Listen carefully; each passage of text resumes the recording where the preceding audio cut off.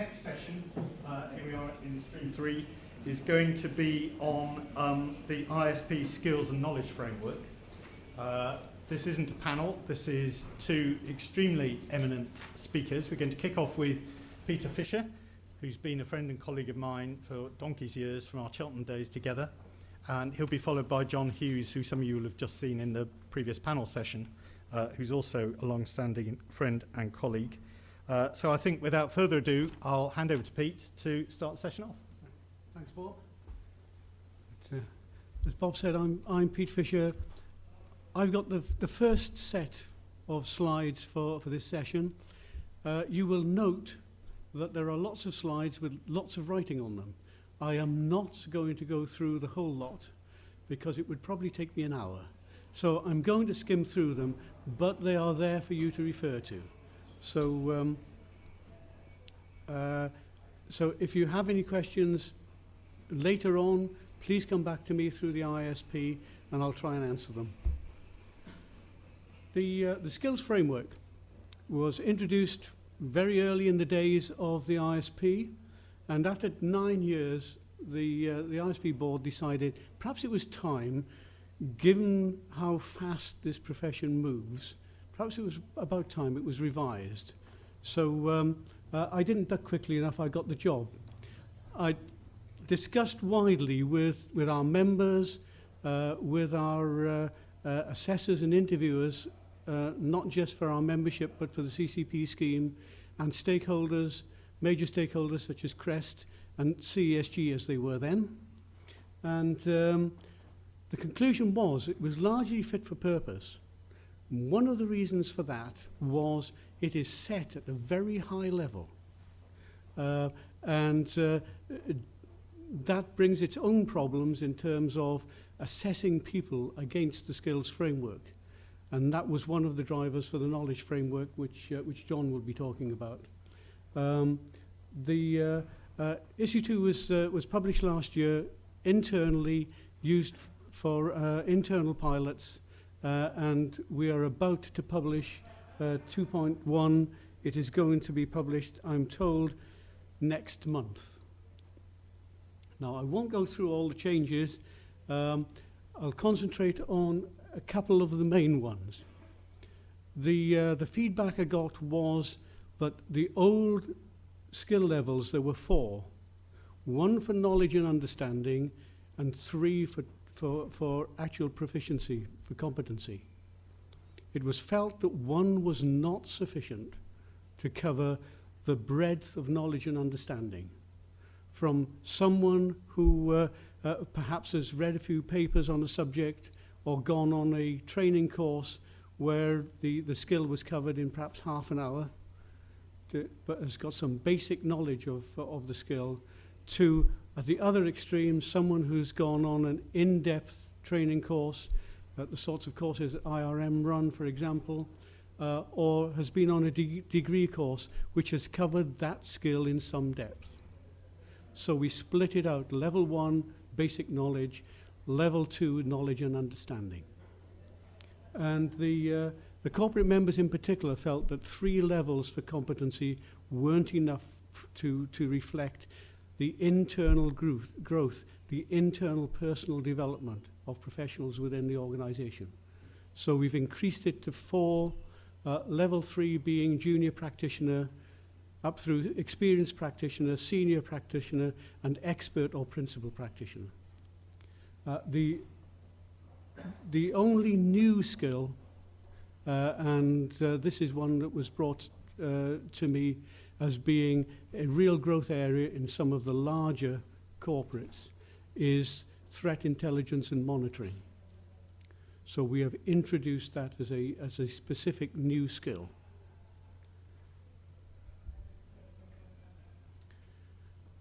We did we used issue 2.0 for 2 pilots.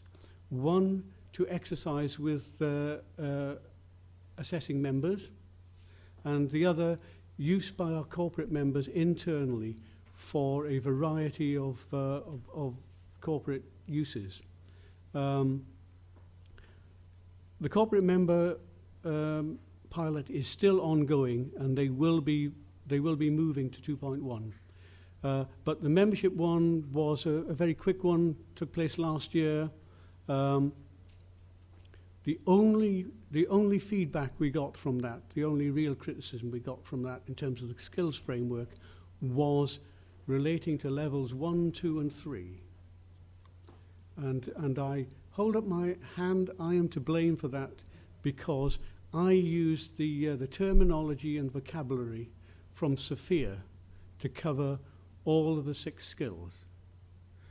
But Sophia is all about practice, it's all about taking responsibility, and so on, so forth. It doesn't really reflect levels 1 and 2, which are knowledge and understanding. And it caused problems to John when he started on the knowledge framework. So, what I did was I changed the terminology from Sophia to Bloom's taxonomy of cognitive skills, and it seems to work. A follow-on from the skills framework, which I'll cover briefly, is that we used it for the pilot, as I've said. That's the remit I was given to review the process for membership accreditation. What I found was that a large number of organizations who use the skills framework actually use it in a very focused way. Corporate members who are using it to assess job families in terms of requirements, in terms of personal development, tend to choose between 8 and 12 skills to focus on for each job family.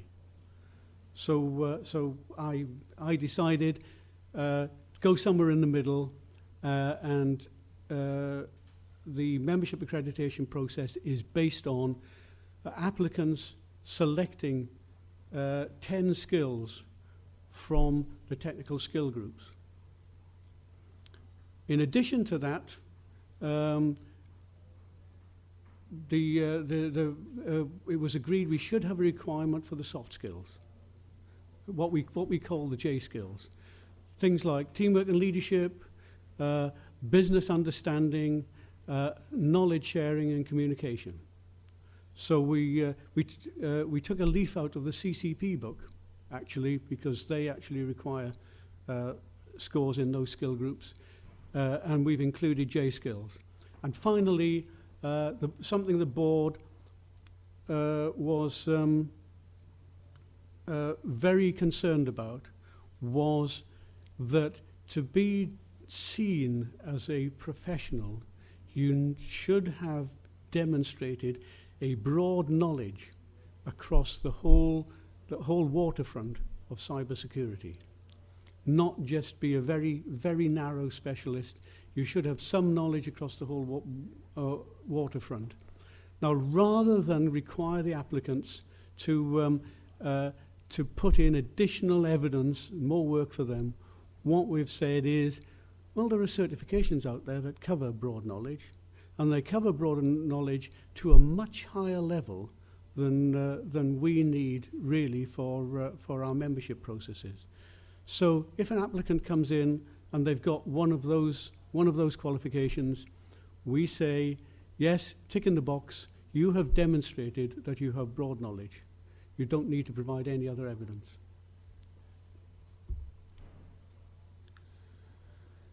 So that's just a summary of the pilot. It was very well received by applicants, by the corporate members who were involved, by assessors and by interviewers, and by the accreditation committee, which is co-chaired by the two gentlemen over there.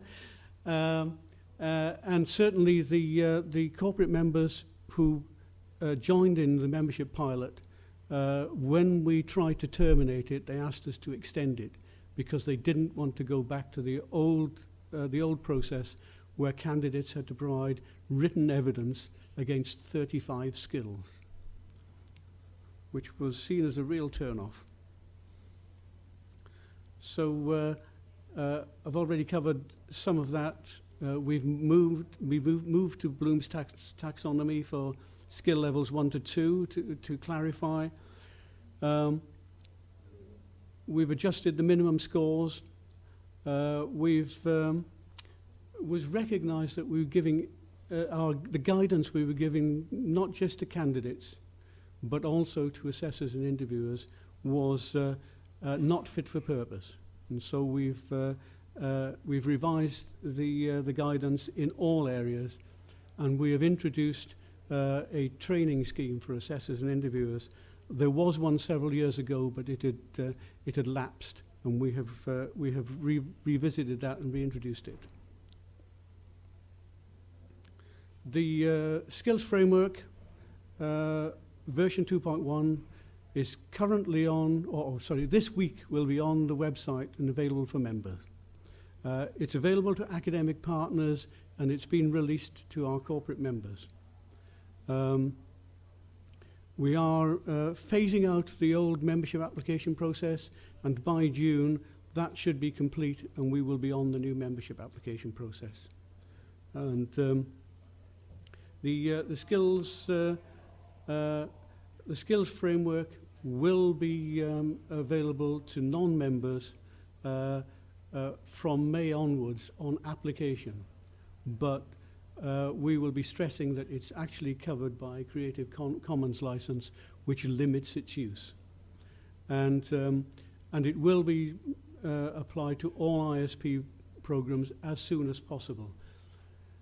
I should say there that the old version of the skills framework was used by CSG, now NCSC, for the CCP scheme. It is up to them what they want to do for the future, and know that they are looking to revise the whole CCP scheme, but we don't know what's happening there. The old version 2.0 was used by the Tech Partnership to design cybersecurity apprenticeship programs. And again, I am going to need to talk to the Tech Partnership as to what happens there.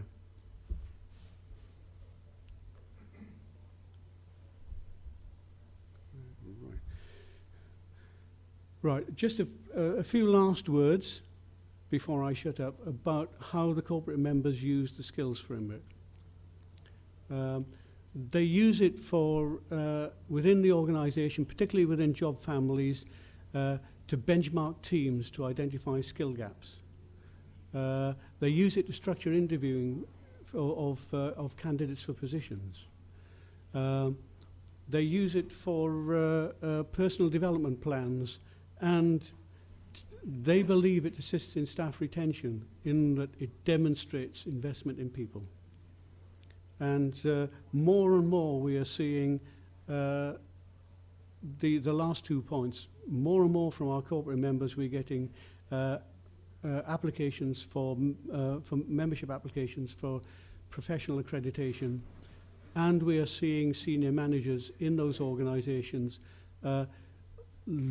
seeking to demonstrate professionalism within the organization, so that they can, so that reflects in their pitch to clients, whether they're consultancies or whether they're acting as third-party organizations. And I should add that we're not going to wait 9 years before we review the skills framework again. It's going to be reviewed annually, and we're hoping that the pilot from the corporate members will assist us in reviewing the skills framework at about this time next year. And that's all from me. So over to you, John.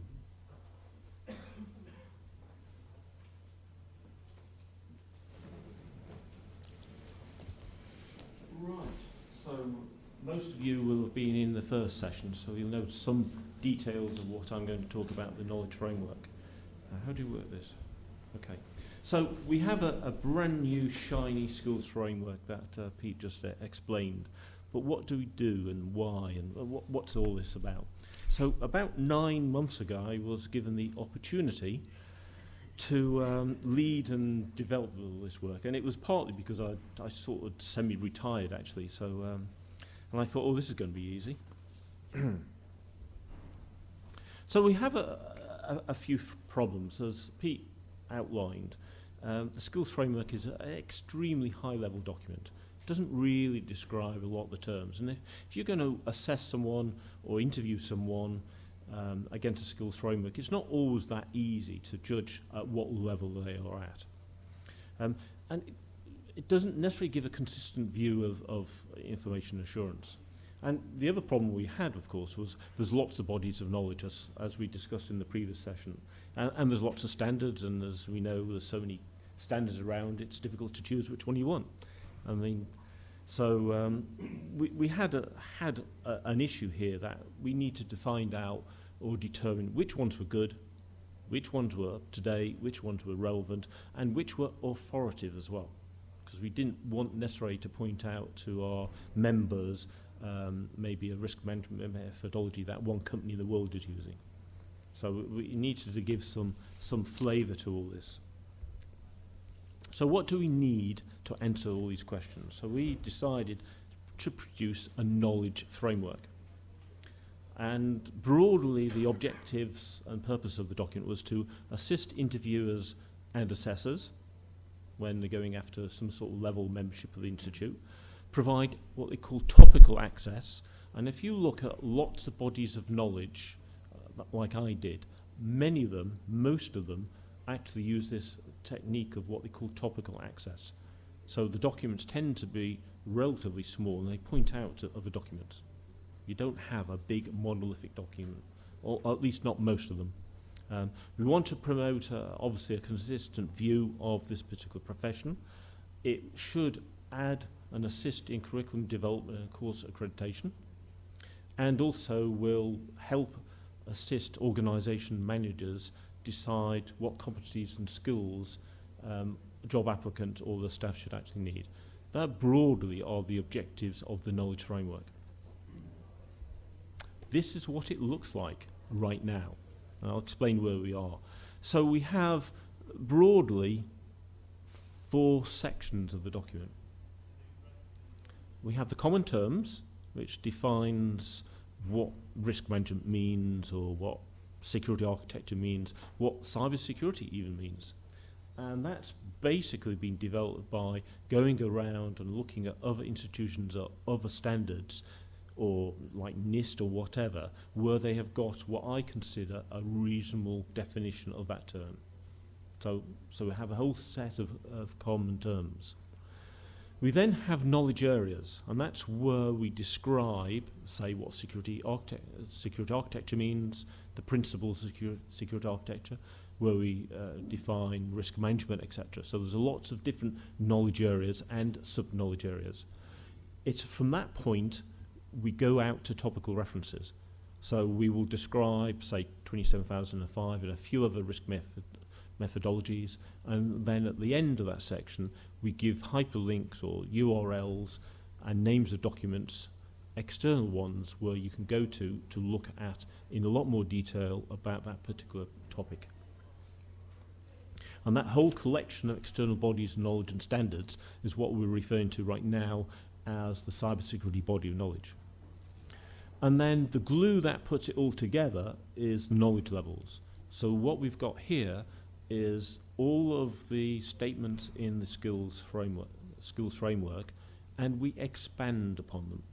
So whereas there'll be maybe 2 or 3 sentences that describes a particular skill, we will have 3, 4, 5 times the amount of content to say this is what it is. So for instance, if you look at legal laws, etc., we might make a statement in the knowledge framework that the candidate should be able to describe Data Protection Act, the principles of Data Protection Act, for instance, and we'll go drill into that level of detail, whereas Pete's skills framework just says you need to have a knowledge of DPA. So we go down to the next level of detail. But one of the key things in the document, which is why it's so powerful, there's hyperlinks everywhere. and I'm not surprised I have broken word yet with the amount of hyperlinks in the document, because wherever risk management is used in either the knowledge areas or the knowledge levels, it's hyperlinked into the definition of the common terms. So it's highly hyperlinked. So that's why something like this would actually suit a wiki at some point. Although we don't quite have the technology on our website to do a wiki like this, but that's basically it. And then we've got an abbreviations section. Now, I guess the big question everyone's asking in their mind, how big is this document? It's 160 pages. So it's reasonable size, but not massive. Now, you would say, well, why is it this big? I'll give you the stats here. So there's 30 pages of common terms. There's 75 pages of the knowledge areas, 30 pages of the knowledge levels, and 12 pages of abbreviations. Now, if you think that the skills framework has actually got 15 skill areas, that's only 3 pages per skill area. So you can see we are covering at a relatively high level, but high enough or detailed enough that would give a lot of professionals some good basis knowledge of that particular area. So the first, I guess this took me about 3 months to write, mainly because I knew it all anyway, so it was quite really. So the first draft was issued in early March. It's been out for review for some while. All the comments to be received by Easter, well, they should have been received by yesterday, and I've received quite a few sets of comments. In fact, I've got 43 pages of comments to go through. Most of them are detailed. You could say that they can be split up into one where there's a nuance someone would like to put in, there's some missing content some people consider, and there's a few structural type of issues about how we should structure it in terms of is that the right order, etc. So I'm, as of tomorrow, going to start working on it. I'm going to lock myself in a dark room and go through all 43 pages. It's going to take a little while, but I hope that the next version is going to be ready round about July or August. Any questions for Pete and myself?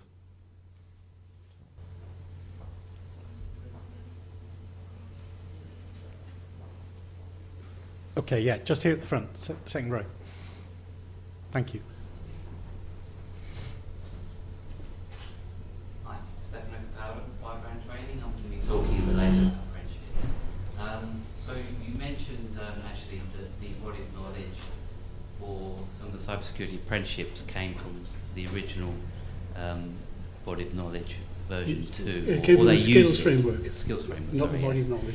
So from an apprenticeship point of view, so I'm thinking of some questions that might occur later. So apprenticeships come with a body of knowledge and understanding, etc.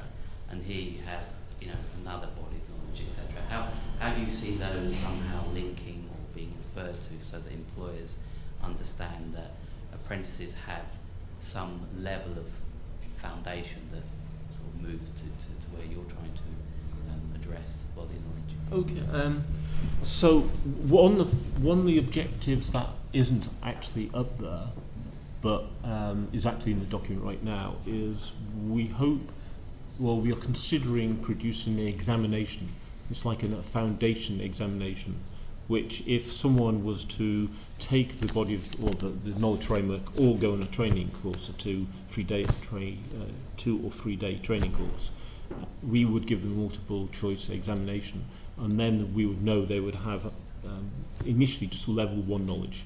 Although the document covers level 1 and level 2 levels of knowledge, we're thinking only right now to producing a fairly simple multiple choice question of level 1. So that would demonstrate they have a very broad level of knowledge, so they understand the basic concepts of risk management, basic concepts of risk security architecture, basic understanding of threat intelligence, etc. So that's what are considering right now, and the board are considering it right now, whether we want to go down that route. Okay, so are you aware that the apprenticeship standards have levels 1 to 7? Mm-hmm. So do you see there being confusion in industry where apprentices are coming out level 1 to 7, then you have body of knowledge that is 1 to X, and can you see that there could be confusion about these levels? There shouldn't be confusion, because talking to the Tech Partnership, levels 1 and 2, they see in terms of an apprenticeship as user levels, not professional levels. And level 7 is a level above our level 6, which we didn't think was appropriate for our use. Should add, answering your first question, in terms of degree programs, NCSC have been using the old skills framework to define the skills program, but also one of their advisors is Professor Steve Furnell of Plymouth University, who is actually a board member, who is aware of all this stuff. So he's feeding that back into the NCSC criteria for their degree programs. Thank you. And yeah, gentleman here with his arm up with the white shirt. Hi, Steve Smith from Evolve. Obvious question, very useful document. Is it going to be available to members? That will be a board decision, but I hope I could persuade the board in the July-August timeframe to allow it to go wider. It is covered by Creative Commons, it's registered. We're keeping it sort of slightly limited circulation right now. So it's gone out to the board, Accreditation Committee members, fellows, and some of the corporate members. So we're not, because one thing I did not want is 10,000 comments. Of course. Thank you. Yeah, but there's not much point us having it if we keep it in a cupboard. So I absolutely take the point of transparency, and we should do that. Any other questions from anyone in the audience? Yeah, Martin at the front. Thank you. Martin Boston, Genesis IA. So Pete mentioned the fact that the CCP scheme is underpinned by the existing skills framework, and the decision with regards to moving forward is a decision that's got the NCSE's got to take. So that aside, what's the impact on the IISP to reassess the associate, affiliate, full and fellowship members that the IISP currently has and the future? What's the impact? Right. I hope the impact's minimal, mainly because we've been through the membership pilot. There is only one new skill in the skills framework. The rest is a bit of juggling, a bit of tweaking. So by and large, there's not a lot of difference. In terms of the new skill levels, if we map it back, they map back quite well to levels 1 to 4. The main area where they don't map back is 1 and 2, but for both CCP scheme and for our membership, we're only looking for level 1, so level 2 is a bonus in terms of knowledge. In terms of the CCP scheme, we were finding that quite a lot of people were assessing people at 2+ and 3-. And because the gap between those two levels was too wide, so we've plugged that with level 4. So it should not be a significant burden on assessors and interviewers or the AC, but John and Bob might differ.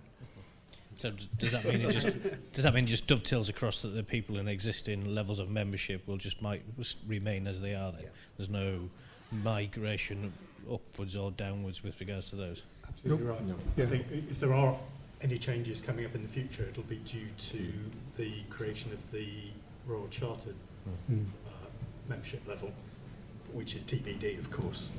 But as things currently stand, it's exactly as you said it. I think we have to draw a line there.